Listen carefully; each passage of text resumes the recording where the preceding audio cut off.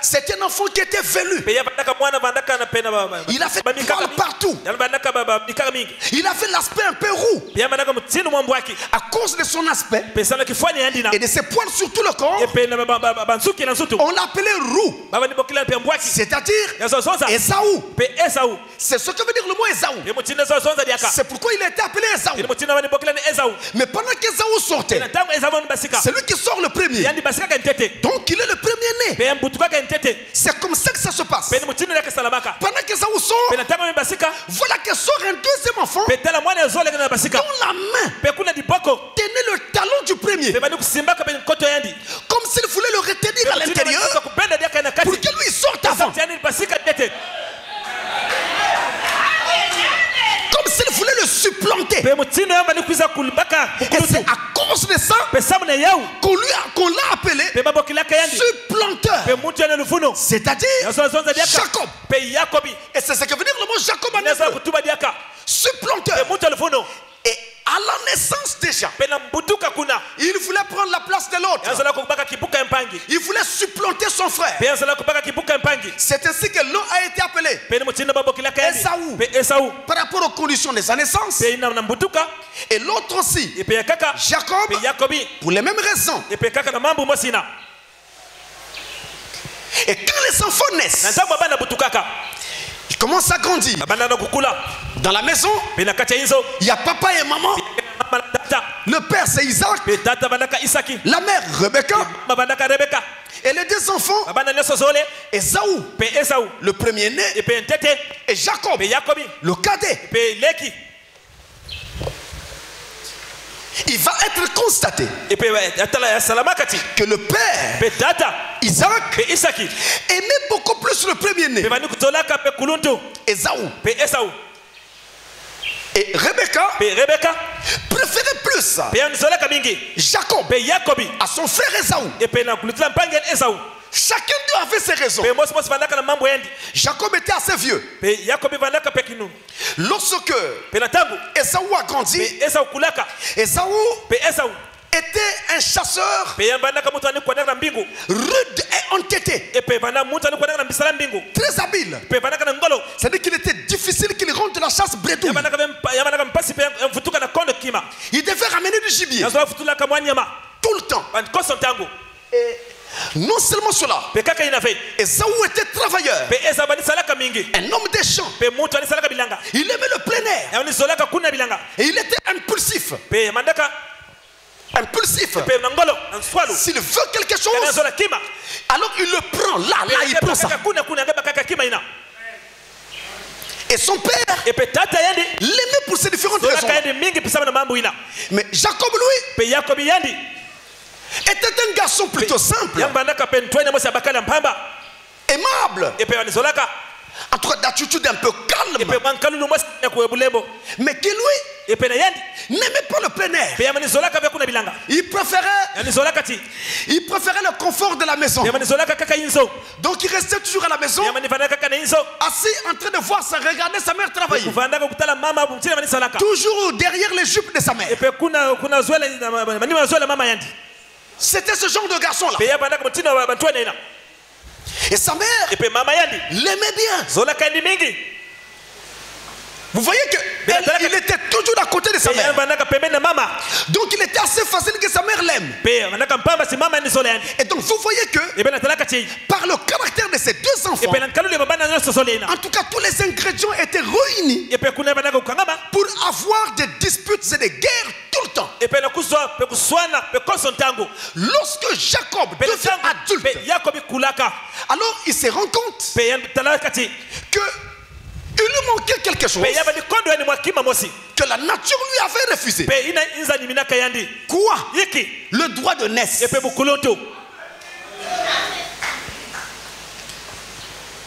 Mais cette chose était donnée à son frère Ésaü. Lui ne l'avait pas. Le droit de naissance Le droit d'aînesse sur le plan physique était très important parce que ça vous donnait les droits du premier-né. L'enfant premier-né jouissait d'une préséance dans la famille. On l'aimait bien. Il avait la première place dans la famille. Et quand le père mourait, l'enfant premier-né, et bien justement, recevait la double portion de l'héritage laissé par le père. Deutéronome 21 verset 17. On lui donnait à lui la double portion. Et on lui donnait le titre de chef de famille. Donc il remplaçait son père. Et parfois, il recevait aussi le titre de sacrificateur. Parce qu'en ce temps-là, le patriarche, le chef de famille, était en même temps le prêtre, le sacrificateur pour cette famille-là. Donc à la mort du papa, c'est le premier-né qui prenait tous ces titres-là. Chef de famille, sacrificateur, et il recevait lui, et à lui seul, la double portion de l'héritage. Donc Jacob savait qu'à la mort d'Isaac, son frère recevrait une double portion de l'héritage. Et que lui n'aurait pas grand-chose. Donc vous voyez que l'héritage était en jeu. Jacob voulait à tout prix le droit de naissance. Mais le droit de naissance est un droit divin. C'est Dieu qui choisit. Qui doit naître le premier dans la famille. Vous ne pouvez pas dire, Seigneur, moi je dois naître le premier dans la famille de mon père. Non. Vous ne savez même pas dans quelle famille vous allez naître. Ni quand vous allez naître. C'est Dieu qui choisit. Mais Dieu choisissant a donc choisi de prendre Esaü comme le premier-né de la famille engendrée par Isaac. Et il n'a pas choisi Jacob pour cela. Mais Jacob voulait à tout prix ce droit de naissance. En Israël, à cette époque-là, il y avait autre chose. Un enfant premier-né pouvait perdre ses droits de premier-né s'il affichait un comportement mauvais. On pouvait lui enlever les droits de premier-né. C'est-à-dire physiquement, il est le premier-né. Mais quand on passe au droit, on lui enlève ses droits-là et on donne à quelqu'un d'autre. Jacob le savait aussi. Alors il attendait le moment pour pouvoir récupérer ce droit de naissance. Sur le plan spirituel, le droit de naissance, le droit de naissance, c'est un type du baptême du Saint-Esprit. Mais quand nous nous projetons dans le Saint-Testament, en ce temps-là, Jacob, en type, était derrière le baptême du Saint-Esprit. Il voulait le droit de naissance. Il voulait le Saint-Esprit. Même si cela n'était pas encore connu sous ce nom-là. Mais lui, qui était-il pour pouvoir rechercher cela comme ça? Ça semble être assez bizarre. Quand on sait qui il était, qu'il puisse plutôt s'intéresser au droit de naissance. Jacques, Esaü son frère, le droit de naissance ne lui disait rien. Ça ne lui disait pas grand chose. Et d'ailleurs il le disait à l'occasion de leur causerie. Alors Jacob savait qu'un jour ou un autre il finirait par l'avoir. Et ce jour arriva. Ce jour-là, Esaü rentre de la chasse vide. Il n'a rien eu. Il a faim. Il a marché tout le long de la brousse jusqu'à la maison. Fatigué, affamé, sous le soleil. Et qu'est-ce qu'il trouve? Son frère Jacob en train de préparer un repas. Lui, il a faim. Et il n'a rien eu. Il dit à son frère, s'il te plaît, partage un peu de ta nourriture avec moi. Son frère dit, je suis d'accord, mais à une condition. Je te donne ma nourriture, je prends le droit d'aînesse.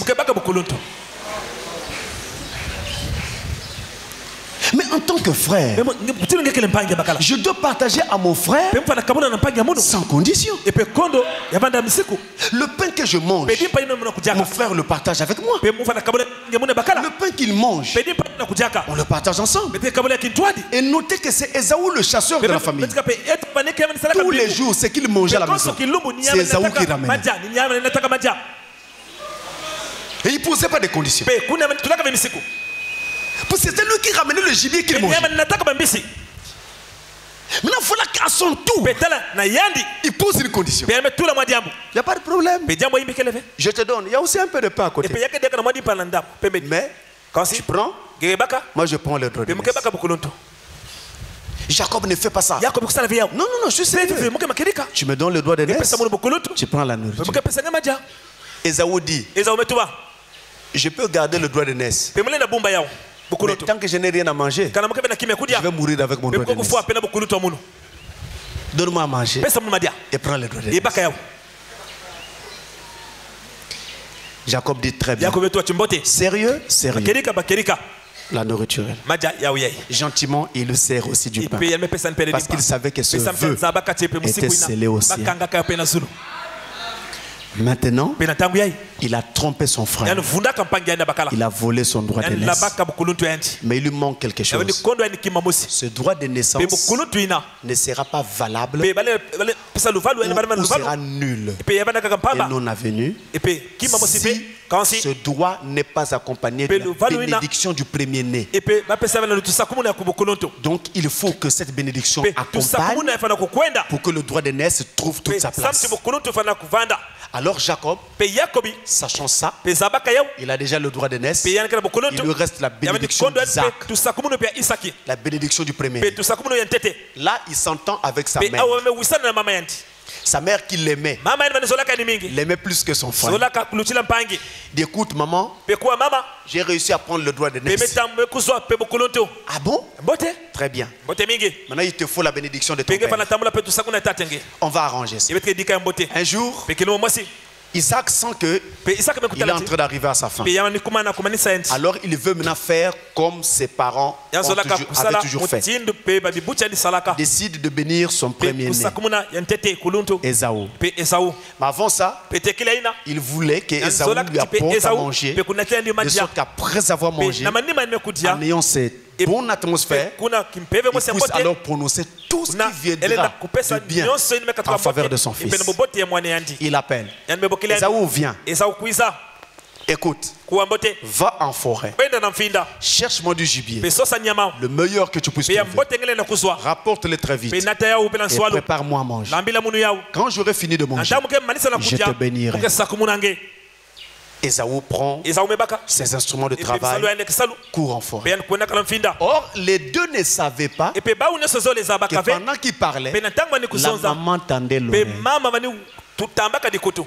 et avait écouté que maintenant le temps de la bénédiction est arrivé. Elle court l'annoncer à Jacob. Jacob, maintenant ton père va bénir Ésaü. Si tu rates cette occasion, c'est fini pour toi. Oui maman, qu'est-ce qu'on fait? Alors on a prêt à manger, on va lui amener. Maman, je ne sais pas préparer, je prépare à ta place. C'est Rebecca qui a fait la cuisine. Rebecca. J'insiste. C'est Rebecca. D'abord, c'est elle qui fait le secret. Comment a-t-elle fait pour avoir ce secret? Rebecca. Celle qui voile le secret. Celle qui révèle le secret.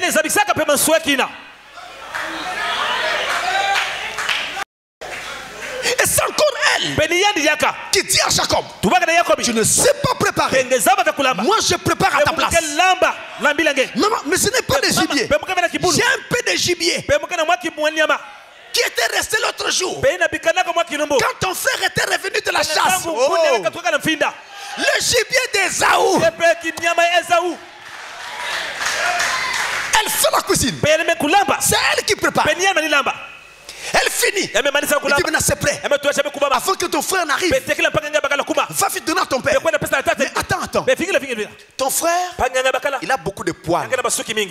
Quand tu vas rentrer, il risque de découvrir que tu n'es pas Ésaü. Qu'est-ce qu'on fait, maman? J'ai la solution. C'est encore elle. Il dit, on va prendre des peaux des animaux. On va mettre autour de tes bras. On a mis des peaux partout. Alors quand on touche là, c'est plein de poils. Jacob prend le potage. Il rentre chez son père. Il dit bonjour papa. Il a dit shalom.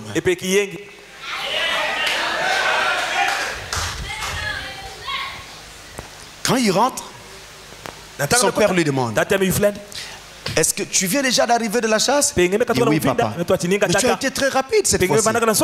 Il dit papa, c'est que Dieu a été avec moi.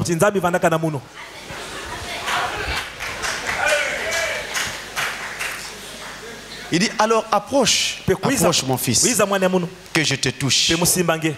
Il touche. Ils sont des poils. Il dit mais les poils, les mains sont les mains d'Ésaü. Mais la voix, c'est la voix de Jacob.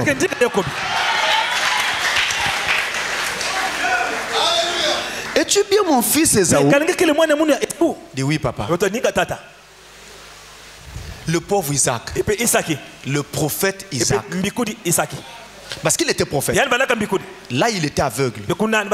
L'âge l'avait tellement assommé. Mais quoi qu'il était aveugle, il était toujours prophète. Donc Dieu pouvait lui dire ce qu'il n'allait pas. Mais là Dieu n'a rien dit. Parce que le prophète connaît toutes choses. Tu peux lui dire que non, là c'est un menteur. Non, là Dieu n'a rien dit. Lui-même il sent que non. La voix, c'est la voix de Jacob. Les mains, c'est les mains d'Ésaü. Es-tu bien mon fils Ésaü? Il dit oui papa, c'est bien moi. Alors approche. Dernier test. Approche bien. Laisse-moi t'embrasser. Il embrasse. Il voulait sentir son odeur. Parce que l'odeur du chasseur, c'est l'odeur des champs et des animaux qu'il porte. Or, comme au bras, il avait les peaux des animaux, il a donc donné exactement la même odeur qu'Ésaü. Le dernier test était concluant. Le père dit oui, tu es bien Ésaü. Laisse-moi manger. Il a mangé. Il finit de manger. Il relève la tête. Il dit mon fils, que le ciel te bénisse. Alors il commence à bénir. Il bénit. Quand il finit de prononcer la dernière bénédiction, il termine. La maman arrive. Il arrive là. Jacob sort et s'éclipse. Dès qu'il s'éclipse, c'est Ésaü qui rentre. Papa, la chose est là. Quoi? Mais qui es-tu? Mais c'est Ésaü. Oh mon Dieu. Mais ton frère m'a trompé. Il vient de partir à peine là, je l'ai béni, tout béni. Il a porté un potage et mangé. J'ai cru que c'était toi. Et je l'ai entièrement béni. Il dit papa, je t'en prie. Alors bénis-moi aussi. Il dit ce n'est pas possible. Il n'y a que le premier-né qu'on bénit. Papa, il n'y a même pas un peu de bénédiction qui reste. Il dit il n'y en a même pas un peu, même pas un morceau. Et ça vous sort fâché. Il dit je dois tuer Jacob. De finir avec lui. Fâché. C'est trop tard. Le droit d'aînesse et la bénédiction du premier-né sont partis. Il a trompé son frère. Il a trompé même son père. Même son père. Et quand alors son frère se fâche contre lui, décide de le tuer, et Jacob s'enfuit. Suivez-moi bien. Après avoir posé ce forfait, il s'enfuit. Qui lui indique le chemin de la fuite? Rebecca. Il dit viens. Je vais t'indiquer par où tu vas passer. Tu passes par là. Tu arrives dans telle contrée. Tu vas par là. Tu iras quelque part. Tu arriveras chez mon frère Laban. Tu vas rester là-bas tout le temps pour que la colère de ton frère passe. Jacob s'enfuit. Et quand il s'enfuit, il quitte alors Canaan. Et il s'en va vers Charan, poursuivi par son frère. Notez ça. Il quitte le pays d'Israël poursuivi par son frère. Quel est cet homme-là qu'on poursuit partout? Vous voyez bien que les gens des personnes qu'on poursuit ici, qu'on poursuit là, c'est des truands. Alors il fouille. Il arrive quelque part dans un lieu qu'on appelle Bethel. En ce temps-là, ça ne s'appelait pas Bethel. Ça s'appelait Luz. Après, il fallait qu'il traverse le Jourdain pour aller de l'autre côté, dans le pays que sa mère lui indiquait. Il arrive à Bethel, à Luz. Donc, il décide de passer la nuit là. Fatigué du voyage, il trouve là en ces lieux une pierre. Certainement qu'elle était triangulaire. C'est sûr qu'il avait 3 sommets. Elle arrange la pierre, met là, et met sa tête dessus pour dormir. Depuis quand on dort sur une pierre? Vous avez déjà vu ça? Une pierre. Mais lui, il prend cette pierre, il dépose sa tête sur dessus et il s'endort. Pendant qu'il s'endort, comme sa tête était sur la pierre, alors la révélation est arrivée. Cette nuit, il fait un songe. Il rêve. Il voit une échelle qui était dressée. Ça partait de la terre jusqu'au ciel. Mais le point d'appui, c'était la terre. Et qu'est-ce qu'il voit? Des anges.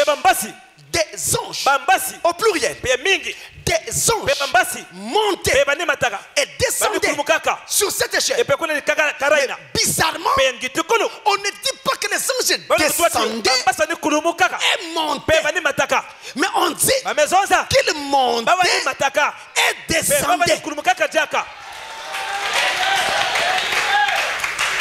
Et quand il voyait les anges monter, alors il voyait d'autres qui sortaient du ciel et qui descendaient. Ça l'a obligé à bien regarder là-haut. Et qu'est-ce qu'il faut au sommet de l'échelle? Il voit Dieu assis au sommet. Et Dieu lui dit, Jacob, je suis l'Éternel, le Dieu de ton père Abraham. L'identification était correcte. Amen. Il dit maintenant, le lieu sur lequel tu te tiens est saint. Je t'ai apparu pour te dire que je te bénirai, comme j'ai promis à ton père Abraham de lui donner une grande postérité. Oh, un homme qui ment son frère, qui ment son père, il triche. On le poursuit, on veut le tuer, il fuit. En chemin, Dieu lui apparaît pour lui dire, Jacob, je suis avec toi.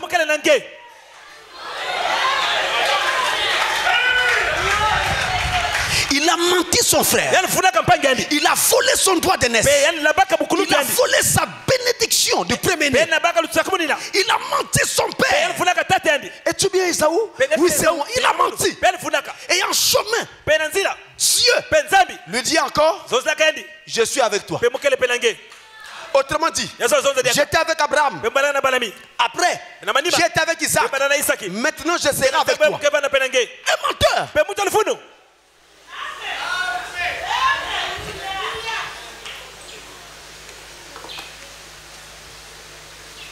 Maintenant, je serai avec toi. Et Jacob, qu'est-ce qu'il va faire?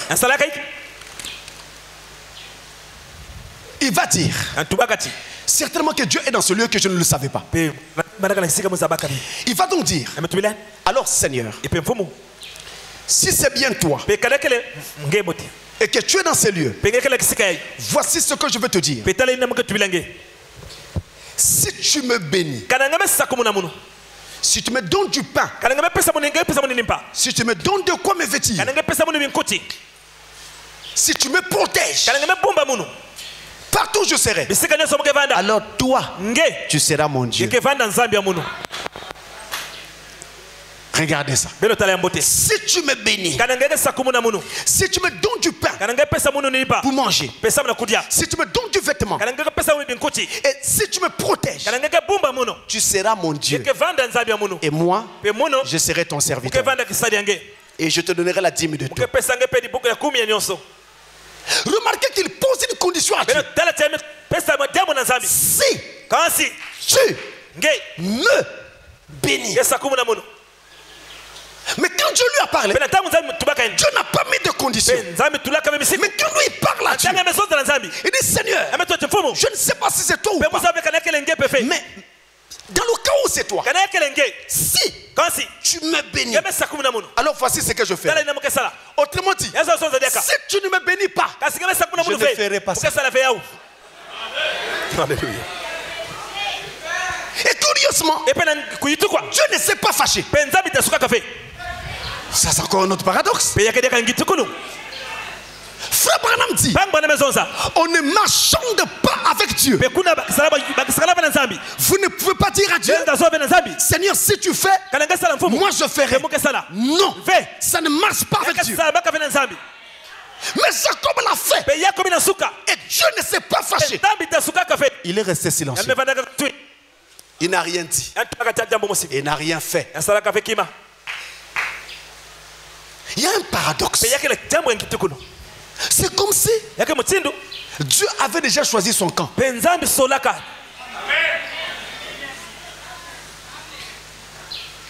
Cet épisode terminé, Jacob traverse la frontière du Jourdain. Le voilà qu'il se retrouve de l'autre côté du Jourdain. Et finalement, il se retrouve chez son oncle, frère de sa mère, Laban. Quand il arrive chez Laban, il va aimer sa fille cadette, Rachel. Il demande de prendre Rachel en mariage. Et on lui demande de pouvoir payer la dot en nature. Il va accepter. Il va se mettre à travailler. Au moment où il faut lui donner la femme, lui-même Jacob est trompé cette fois par son beau-père.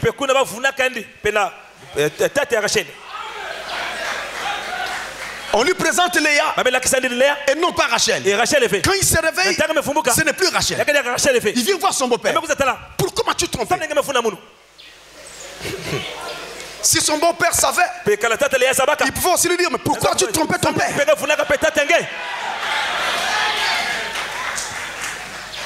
On s'est entendu pour Rachel. Là, je vois Léa. C'est quoi cette histoire? Il dit, tu ne savais pas que chez nous, on n'épouse pas la cadette avant l'aîné. Donc, reste avec la grande. Après, tu travailles encore, tu prendras la cadette. Le voilà qui se retrouve polygame malgré lui. Il n'avait pas choisi ça. Il était trompé. Et il s'est retrouvé polygame. Parce qu'il avait été trompé. Ce n'était pas un choix. Jacob n'avait pas choisi d'être polygame. Jacob voulait une seule femme. C'était Rachel. Et même après qu'il se soit établi avec les deux, celle qu'il aimait demeurait Rachel. Et pendant 20 ans, Jacob va souffrir. Il va subir les rivalités de ses épouses. Vous voyez comment des femmes rivales peuvent se comporter dans une maison. Jacob va subir ça. Au milieu de cette rivalité, il devient le père d'une famille nombreuse. 11 fils. Je dis bien 11. Et une fille. Parce qu'en ce temps-là, Benjamin n'était pas encore né. Lui, le 12e fils. C'est pourquoi j'ai dit 11 fils. Et ça pendant environ 20 ans. Subissant les rivalités de ses épouses. Et les enfants sont en train de naître au fur et à mesure. Jusqu'à ce que finalement, eh bien, toute la famille soit au complet. Et lorsque il est devenu comme ça le père d'une grande famille, il s'est mis à penser à l'avenir de sa famille. Il s'est dit, il est possible que demain mon beau-père me chasse. Alors je veux me retrouver les mains vides avec 2 femmes et 12 enfants. Qu'est-ce que je ferai? Non, il faut que je fasse quelque chose. Qu'est-ce qu'il va faire? Jacob se déchaîne dans la tromperie. Il trompe son beau-père sur le bétail plusieurs fois. Le père lui dit, le beau-père lui dit, bon, écoute, quand les animaux vont mettre bas, les animaux tachetés seront à moi. Les non tachetés à toi. Et à sa grande surprise, tous les animaux mettaient bas des brebis non tachetés. Change la règle. Maintenant, les tachetés et les rayés seront à toi. Les non tachetés à moi. Jacob dit très bien. Au moment où les animaux partaient pour boire l'eau, ils prenaient les branches des peupliers. Ils mettaient là où ils prenaient. Quand les animaux arrivaient, ils voyaient ça. On ne sait pas qu'est-ce qui s'est passé. En donnant, en mettant au monde, en mettant bas, eh bien, ils mettaient des petits qui étaient entièrement tachetés. Tout allait chez Jacob. Tout allait chez Jacob. Je voudrais vous poser la question. Comment scientifiquement des branches de peupliers placées dans l'eau que vont boire les animaux peuvent faire que les animaux mettent bas des petits tachetés et ce n'est pas scientifique. Mais ça s'est fait. Mais il n'y a qu'une seule personne qui est capable de le faire. Est-ce que cette personne n'était pas dans le coup? Alléluia. Est-ce que cette personne n'était pas dans le coup? Il n'y a qu'un seul qui peut faire ça. Mais est-ce que lui-même aussi n'était pas derrière le coup là? Nous savons celui qui peut faire ça. C'est l'Éternel des armées. Est-ce qu'il n'était pas derrière l'affaire? Faites attention. Ne critiquez pas les gens n'importe comment. Vous ne savez pas si Dieu n'est pas derrière ce qu'ils vivent. Alléluia. Vous ne connaissez pas quelle est la marche de cette personne avec Dieu. Quand Jacob a vu qu'il avait suffisamment de bétail, suffisamment, alors plus que son père, qu'il a trompé. Donc il a finalement trompé tout le monde. Il a trompé son frère, il a trompé son père, il a trompé son beau-père. Frère Branham dit, il avait même aussi trompé sa mère.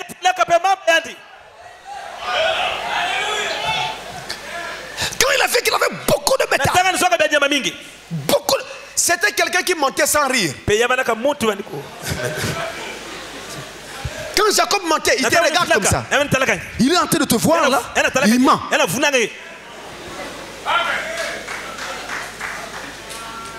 On n'a jamais vu un menteur comme ça. Et quand il a vu qu'il avait suffisamment de bétail, suffisamment, alors il s'est dit, avant que les choses ne changent, il faut que je m'enfouille ici avec tout ce que j'ai déjà. Mais pourquoi s'enfuir si vous avez gagné les choses correctement.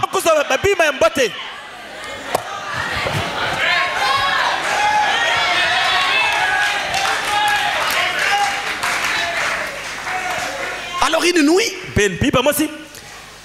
il rassemble sa femme, ses femmes et les enfants. Ils sont empaquetés tout arrangé. Au milieu de la nuit, ils sortent. Le bétail. Ils sont partis au milieu de la nuit.